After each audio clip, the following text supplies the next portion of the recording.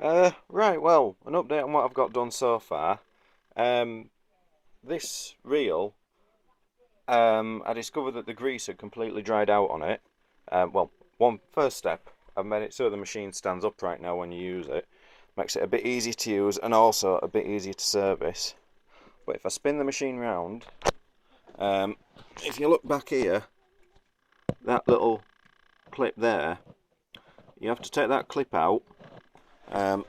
So then you can take this reel off, and then once that reel's off, you can replace the drive, but you can also get to replace the belt for the counter, because the counter uses one belt that goes up there to a little spindle, then across to behind this, but the only way to do it is with this off. So what happens is, you remove that little clip, unscrew this, then the front of the reel comes off, which has got the bar which goes through to the back of the machine, and then the other reel just slides onto the back of the reel slides onto another bar. Now there's a bit of a, thankfully Sony actually thought, I don't know if this was manufacturing, it's just a lucky thing or something like that, but on the back reel there's a little nodule, which what you can do is you can loop the belt over, turn it round and hook it over the spindle so you're not digging behind. But while I had it all off, I lubricated behind the back of that reel and the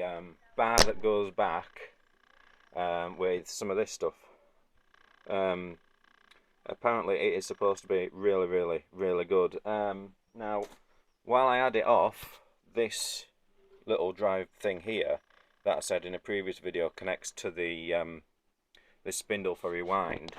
I ran a bit of 180 grit sandpaper around it so I could get a better grip on that wheel. Now if I just turn it on,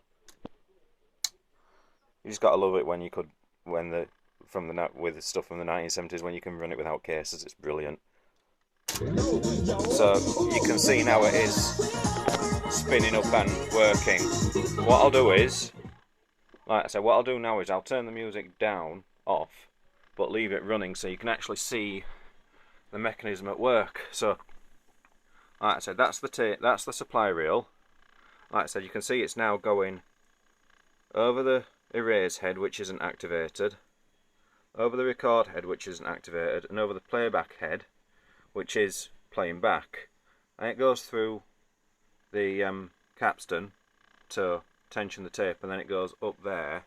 Now, if you look down here, what you can see is, like I said, that's the motor spindle, which is spinning that wheel at the moment, which handles rewind, which is just freewheeling at the moment.